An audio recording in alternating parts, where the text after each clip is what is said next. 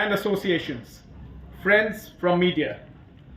My sincere gratitude to all the senior officials for accepting our request to attend today's session. We are deeply honored that Youth Minister of Rajasthan, Shri Ashok Gehlot ji, during the R&D, data centers and IT services. The policy also recognizes thrust and sunrise sectors to further augment the state's capability of developing a niche in a new and upcoming area. Rajasthan also aims at becoming a pioneer in climate and sustainability by incentivizing green initiatives. I thank you all once again for being with us.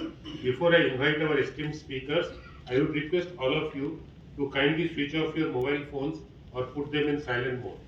The agenda for today's program is as follows. Special remarks by Mrs. Binu Gupta, which will be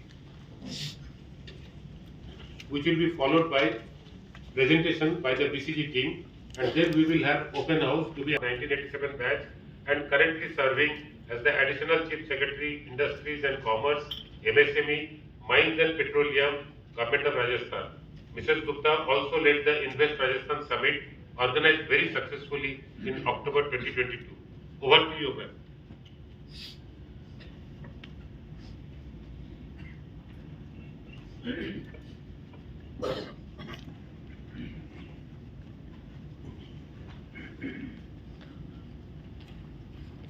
Mr. The district collector, and yes, of course, Sandesh Naik. I forgot his name because this is a department I have recently joined and I'm still kind of, it's still sinking in. Friends from media and representatives from industry. First of all, a very big thank you to CII and UCCI for organizing this session. It was to be held a couple of months back, but not be held earlier. But better late than never. So I'm very happy that finally this session is taking place in Udaipur because the members from industry were constantly requesting us that this kind of session should be held. Well, some of you might be wondering why this kind of a session at this stage when there is no 3 years we came up with a new policy. So you might be wondering that why this kind of a session has been organized. Well, there are a couple of reasons. First of all, the state strongly feels that for the overall growth of the state, the industrial growth in the state is a must. And for that, we require new investments, we need to talk to new investors, all that. RICO has already developed more than 300 industrial areas in the state, but in the last 2-3 years, government thought that the new industrial areas should be developed at subdivisional level also, as a scheme in the country, and the response has been overwhelming. More than 25,000 units have benefited from this scheme so far, and we have distributed nearly 200 crores as interest subsidy. Second regime, it has been upgraded to a system which is called one is state-run ICD, which is run by Rajseco. Another is central government-run ICD, Concor and Central Warehousing Corporation, and private-run ICD is also there, like Thar ICD in Jodhpur. So freight subsidy is available for state-run ICD only, or all the ICDs which are run by any of the agency in the state? Right now, it is available only for the state-run ICDs. Means Rajseco only. Rajseco. Yeah. So at present, I think only in Jaipur or Jodhpur there are these Jaipur, ICDs. Jodhpur is already functional. So what about Bhilwara, because it has great volume, about 3,000 containers per month for import and export. In fact, for Udaipur, we are trying for an air cargo. It has been announced in the budget this year, but please. On this event. My name is Tarun. I am from Rising India. Due respect is none of the panelists, or there was any mention about the startup or the investment into the startup. What is the outlook of the leading investors who generally invest towards the startup ecosystem? This question is in the view that and we are going to reach probably this week 1 lakh startups in our country. So there are two aspects. How does the government promote startup? Perhaps they can reply. But how would investors look at startup? That's something beyond them. It is for the investors who are present in the room. They have to think through. So second, they provide a space where you can come and set up your company, take up some seats, and start your. It is, in fact, initially it was there, just like the T hub in Hyderabad. We have a Bhamasha Techno hub in Jaipur, as well as in Udaipur.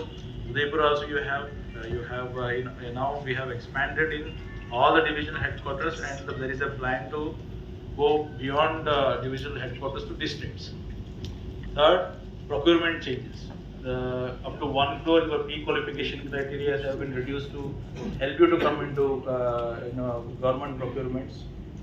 Second, direct procurements. There are the government can give orders directly to startups. वो तभी मिलेगी जब आप term loan लेंगे. आपने खुद का पैसा लगाया तो आपका इंटरेस्ट थोड़ी लग रहा है. That is your money. Sir, term loan की बात है, मैंने टर्म लोन भी लिया, लेकिन उससे पहले मैंने किसी वेंडर को पेमेंट कर दिया, तो वो पेमेंट आप उसमें कंसीडर नहीं कर रहे.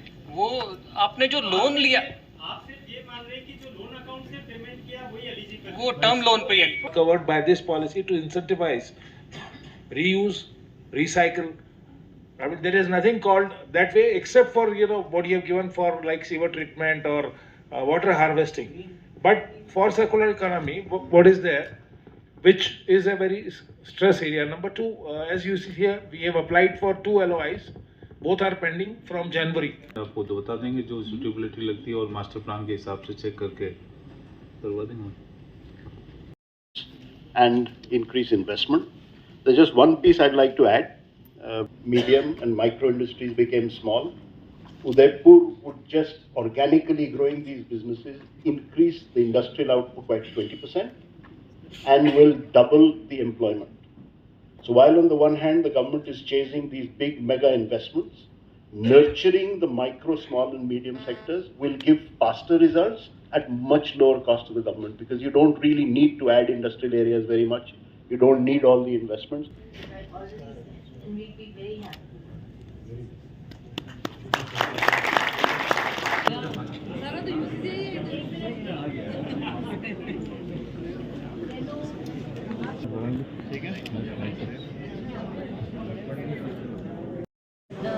अक्टूबर 2022 में माननीय मुख्यमंत्री जी ने रिप्स 22 पॉलिसी को लॉन्च किया था इन्वेस्टमेंट समिट के दौरान, और ये पॉलिसी बहुत ही दूरगामी प्रोग्रेसिव किस्म की पॉलिसी है. आज की तारीख में इसको भारत की सबसे अच्छी पॉलिसीज़ में गिना जाता है, और हमारा उद्देश्य ये है कि हम बाहर के इन्वेस्टर्स को तो इस पॉलिसी के माध्यम से अट्रैक्ट करें ही, लेकिन साथ में जो हमारे राजस्थान के अपने उद्यमी हैं वो लोग भी अगर एक्सपेंशन में आना चाहते हैं, कोई नया उद्यम लगाना चाहते हैं, डाइवर्सिफाई करना चाहते हैं, तो वो भी इस पॉलिसी का पूरा लाभ उठाएं.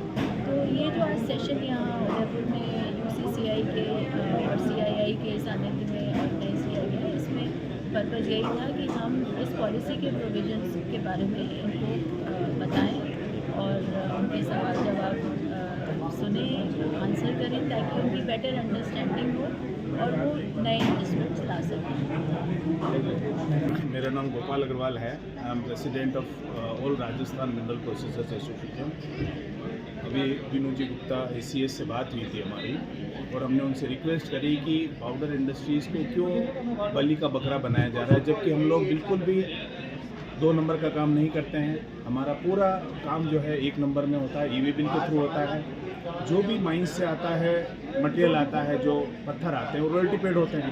अब रॉयल्टी पेड को हम 1 नंबर में खरीदते हैं, बिकॉज हम नहीं ले सकते और हम 50-100 किलोमीटर दूर स्थित हैं. तो हमारे पास अगर इलीगल माइनिंग की वजह से अगर TP की व्यवस्था करी है तो वो उनके ऊपर करी, वहाँ पे इलीगल माइनिंग के वहाँ रोका जाए जहाँ पे माइनिंग एरिया में होती है. जो रिको इंडस्ट्रियल एरिया में हमारी इंडस्ट्रीज है वहाँ पे होने का क्वेश्चन ही नहीं होता है. तो विनू जी से हमने रिक्वेस्ट करी है CS साहब से कि पाउडर इंडस्ट्रीज़ को हमारे इसमें से TP ट्रांजिट पास से निकाला जाए, ताकि हम रिलैक्स होकर हमारा व्यापार कर सकें, बिकॉज इसकी वजह से हमें बाहर पलायन करना पड़ रहा है। अब रिप्स की योजनाओं की बात करें, वो योजनाएं तो तब दोगे जब इंडस्ट्रीज लगेंगी। जब इंडस्ट्री ही पलायन कर रही है राजस्थान के बाहर, तो फिर आप क्यों ये पाउडर इंडस्ट्रीज को क्यों हमें तकलीफ में डाला जा रहा है। तो रिक्वेस्ट यही है सरकार से भी, CS साहब से भी, सभी से, कि ये पाउडर इंडस्ट्रीज को ट्रांजिट व्यवस्था से बाहर किया जाए। धन्यवाद।